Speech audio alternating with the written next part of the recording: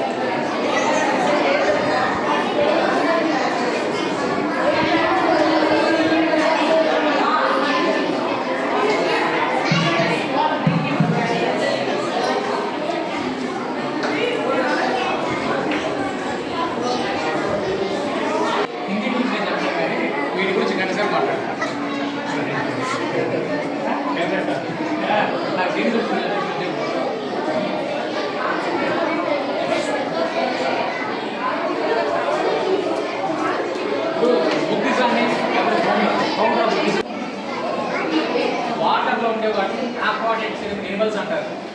ఇదేంటి డాల్ఫినా? ఏం లేస్తున్నావా? Super super.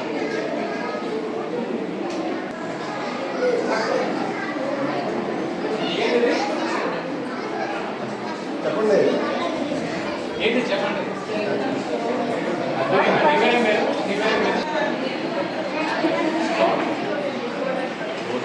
ఇవాళ ఏంటి? Science day. సైన్స్ డే కాబట్టి మీ స్కూల్లో సైన్స్ ఫేర్ మీరు ఏర్పాటు చేశారు. సైన్స్ ఫేర్ అంతా మంచి మంచి కాన్సెప్ట్స్తో వచ్చారు. అందరూ కూడా ప్రతి ఒక్కరు ఇన్వాల్వ్ అయ్యారు. యాక్చువల్గా నేను ఆర్ట్స్ స్టూడెంట్ని. ఆర్ట్స్ అంటే సోషల్ సబ్జెక్ట్ నేను చదువుకున్నాను. నా ఇంటర్మీడియట్, నా డిగ్రీ అంతా కూడా నేనే చదువుకున్నా అంటే జియోగ్రఫీ, హిస్టరీ, పాలిటీ, సివిక్స్ అంటలా, పాలిటీ, ఎకనామిక్స్ అంటలా ఈ చదువుకో. నాకు సైన్స్ మీద పెద్ద అవగాహన లేదు. కానీ మీరు మంచి మంచి కాన్సెప్ట్స్ తెచ్చారు. ఇప్పుడు ఎయిర్ పొల్యూషన్ గురించి కానీ, ఇప్పుడు అగ్రికల్చర్ గురించి మనోడు తెచ్చాడు.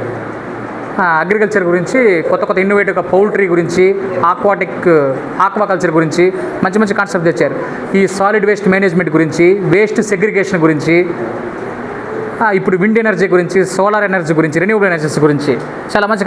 అక్కడి నుంచి అసలు జస్ట్ ఇంగ్లీష్లో నౌన్స్, వర్బ్స్ అవన్నీ కూడా ఇప్పుడు హిందీ గురించి కానీ అన్నీ. అసలు చివరికి నేను spread of Buddhism and Jainism in India అది చూసి ఆశ్చర్యపోయాను. చివరికి క్లైమాక్స్ బౌద్ధ మతము, జైన మతము మన ఇండియాలో ఎక్కడెక్కడ ఉన్నాయని చెప్పి లాస్ట్లో ఆ పిల్లలు చేశారు. అది అసలు ఎక్స్పెక్ట్ చేయలేదు. నేను జనరల్గా వెళ్తుంది అనుకున్నా కానీ చాలా బాగా చేశారు. మీ సైన్స్ ఫేర్ అద్భుతంగా జరిగింది. ఈ చిన్న చిన్న ఇంగ్లీష్ వర్బ్స్ దగ్గర నుంచి, తెలుగులో అక్షరమాల వాళ్ళ దగ్గర నుంచి మీరు స్పేస్ దాకా తీసుకెళ్తారు. చంద్రయాన్ 3 చూపించారు ఒక అతను నాకు. శ్రీహరికోట ర్యాకెట్ లాంచింగ్ స్టేషన్ కూడా అతను లిఫ్ట్ చేస్తున్నాడు. 2023లో చంద్రయాన్ 3 మనోళ్ళు చేశారని. మీరు చదువుకుంటుంటారు కదా, బట్టి పట్టకండి. బుక్లో ఏముంటుంది బట్టి పట్టకండి. తెలుసుకోండి అది ఏంది తెలుసుకోండి. మీకు అర్థం కాకపోతే మీ మంచి సార్లు మేడం ఉన్నారు, వాళ్ళని మళ్ళీ అడగండి. 2 into 2 ఏంది? a+b² a² + 2a+b² ఎట్లా అయింది? ప్రతిదీ తెలుసుకోండి. మన క్వశ్చన్ చేయండి. క్వశ్చన్ చేస్తే నాలెడ్జ్ పెరగద్ది. యాక్చువల్గా సైన్స్ అంటే ఏం తెలుసా? సైన్స్ అంటే మన నేచర్లో ఇన్బిల్ట్గా సైన్స్ ఉంటుంది. మనము నేచర్ని అబ్జర్వ్ చేసి మనం ఏమన్నా నాలెడ్జ్ సంపాదిస్తే దాన్ని సైన్స్ అంటాం. నేచర్ని అబ్జర్వ్ చేసి మనం నేచర్ని అబ్జర్వ్ చేసి మనం ఏదైనా నాలెడ్జ్ సంపాదిస్తే ఆ నాలెడ్జ్తో మనం కొత్త కొత్త వస్తువులు తయారు చేస్తాం, దాన్ని టెక్నాలజీ అంటాం. ఆ వస్తువుల ద్వారా మన లైఫ్ మనం సౌకర్యవంతంగా బతకతాం, మన సమస్యలకు సొల్యూషన్స్ అన్ని కనుక్కుంటా కూడా. ఇప్పుడు యాక్చువల్గా మనం వాటర్ ద్వారా మనకు చాలా డిసీజెస్ వచ్చేటివి, మనం తాగే వాటర్ ద్వారా, తినే ఫుడ్ ద్వారా. కానీ ఆ వాటర్ని వేడి చేస్తే దాంట్లో ఉండే సూక్ష్మజీవులని చనిపోయి మన హెల్త్ బాగుంటుందని మనకి ఎక్కడ తెలిసింది? హీట్ అనేది బయట నేచర్లో ఉంటుందా? ఎక్కువ హీట్ ఉంటే ఆ హీట్లో ఏ బతకమని చెప్పి మనకు తెలిసింది కదా, సైన్స్ ద్వారా మనం అబ్జర్వ్ చేసే దాన్ని మనం తాగే వాటర్కి అప్లై చేసుకున్నాం. అప్లై చేసుకొని మనం వాటర్ తాగేటప్పుడు కూడా మనం హీట్ చేసుకొని తాగితే మనకే జబ్బులు రావు. ప్రతీదీ కూడా మనిషి నేచర్లో ఉండే వాటిని అబ్జర్వ్ చేసి తెలుసుకొని, ఓహో నేచర్లో ఈ విధంగా జరుగుతుంది కదా, ఈ విధంగా జరుగుతుంది కదా అని చెప్పి ఆ నాలెడ్జ్తో వీడు కొత్త కొత్త వస్తువులు తయారు చేసుకున్నాడు. ఇప్పుడు ఏదైనా రోల్ అవ్వాలంటే రెక్టాంగిల్ షేప్లో, స్క్వేర్ షేప్లో ఉంటే రోల్ అవ్వద్దే, రౌండ్గా ఉంటే రోల్ అవ్వద్దా? అందువల్లే వీల్ని రౌండ్గానే చేశారు. వీల్ని రెక్టాంగిల్ షేప్లో, స్క్వేర్ షేప్లో ఎందుకు చేయలేదు? కెనాట్ రోల్ కదా. అది మనిషికి ఎట్లా తెలిసింది? నేచర్ని చూశాడు, నేచర్ని అబ్జర్వ్ చేశాడు. అబ్జర్వ్ చేసి దాని ద్వారా అతను వీలు కనుక్కున్నాడు. సివి రామన్ అనే అతను తమిళనాడులో పుట్టాడు. అతను 1928 ఫిబ్రవరి 28న రామన్ ఎఫెక్ట్ అని చెప్పి ఒకటి కనుక్కున్నాడు. అది లైట్కి సంబంధించి, కాంతి అంటాం కదా లైట్, ఆ లైట్కి సంబంధించి కొన్ని కనుక్కున్నాడు అతను. ఈ రోజు కనుక్కున్నాడు కాబట్టి ఆయన్ని గుర్తు చేసుకుంటా, రామన్ ఎఫెక్ట్ కనుక్కున్న రోజు కాబట్టి ఫిబ్రవరి 28 మనం సైన్స్ డే జరుపుకుంటున్నాం. సరేనా? దానికి ఆయనకి 1930లో నోబెల్ ప్రైజ్ వచ్చింది. ప్రపంచం మొత్తం గుర్తించింది ఆయన కనుక్కున్న దాన్ని. ఆయన డిస్కవర్ చేస్తున్నారని ప్రపంచం అంతా గుర్తించింది. 1930లో నోబెల్ ప్రైజ్ వచ్చింది. మనకి ఇండిపెండెన్స్ 1947లో వచ్చిల్లా, 1947 ఆగస్టు 15 ఇండిపెండెన్స్ వచ్చిల్లా. 1954లో మన దేశంలో ఫస్ట్ టైం భారతరత్న ఇస్తే ఆ భారతరత్న ఇచ్చిన ముగ్గురులో సివి రామన్ ఒకడు.